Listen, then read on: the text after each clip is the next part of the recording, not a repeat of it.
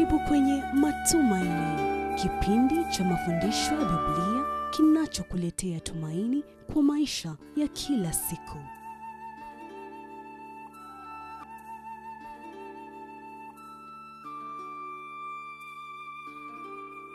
Hujambo mpenzi mtazamaji, na karibu katika kipindi chetu cha Matumaini. Kipindi hiki huwa na mafundisho ya neno la Mungu kinachokuletea tumaini na msingi wa kuishi maisha ya Kikristo. Kipindi hiki huletwa kwako kwa hisani ya shirika la Transworld Radio wakishirikiana na Heralds of Hope. Mie ni wako msimulizi Steve Amiri nikiwa na mwenzangu, na jina langu ni Robert Cheng, na leo tunaendelea na mafundisho kutoka katika kitabu cha Wakolosai. Kama ulivyosikia katika vipindi vilivyotangulia, Paulo ana mtindo wa pekee.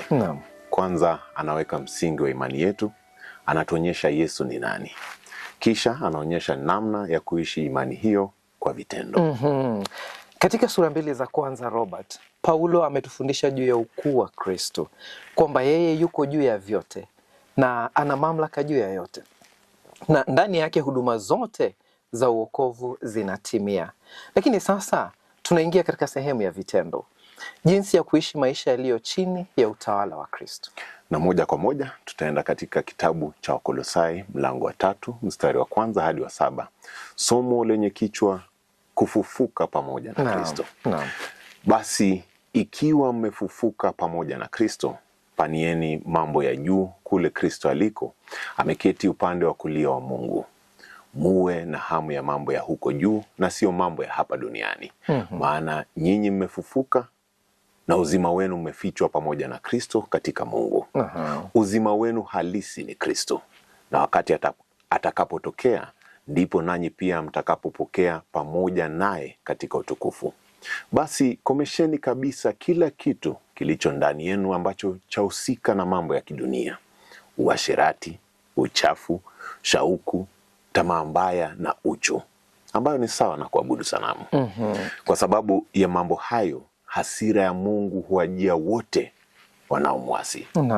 Wakati mmoja nyinyi pia mliishi kufuatana na mambo hayo mlipotawaliwa nayo.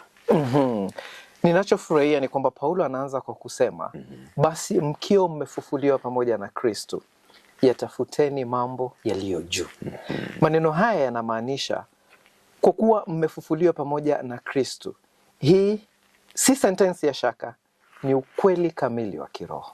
Kufufuka hapa ni mabadiliko ya ndani, kama vile kipepeo. Wajua kipepeo hutoka kwenye konokono. Yesu alifufuka kimwili, lakini sisi tunafufuka kiroho.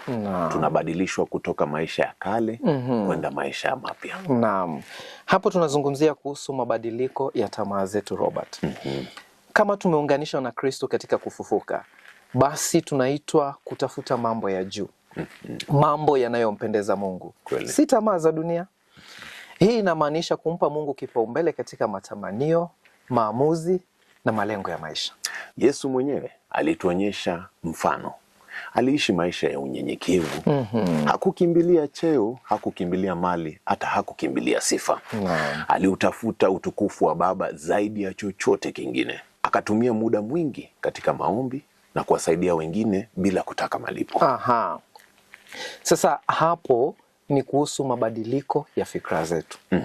Unajua, Paulo anaendelea kusema yatafakarini mambo yaliyo juu, wala sio mambo ya duniani, Robert. Hapo Paulo anaelekeza mawazo yetu kwa mtazamo wetu wa maisha, maamuzi tunayofanya na namna tunavyoelewa mambo. Wajua Amiri, Yesu alimwambia Petro, haufikiri mambo ya Mungu bali ya wanadamu. Hiyo ni wakati alipokataa ukweli wa msalaba. Ni rahisi kuongozwa na mawazo ya dunia, lakini mtu aliyefufuka na Kristo anajifunza kufikiri kama Kristo. Sasa leo tumeona mabadiliko mawili muhimu yanayotokea tunapofufuka pamoja na Kristo. Tamaa zetu hubadilika na fikra zetu pia, Robert, hubadilika. Na katika kipindi kijacho pengine tutaangalia mabadiliko mengine mawili, hatima yetu mpya na nidhamu ya maisha matakatifu. Basi mtazamaji, kama ungependa kuwasiliana nasi au kupata mafundisho zaidi, unaweza kututumia barua kwa barua@twr.co.ke. Unaweza pia kutembelea tovuti yetu ya heraldsofhope.org. Pia unaweza kutupata katika mitandao kupitia @TWR Kenya. Kwa neema ya Mungu na kwa maombi yenu, tushirikiane kumleta ulimwenguni kwa Yesu Kristo. Mie nimekuwa kwa msimulizi Steve Amiri pamoja na jina langu ni Robert Ochieng. Hadi kipindi kijacho, zidi kubarikiwa. Karibu kwenye Matumaini, kipindi cha mafundisho ya Biblia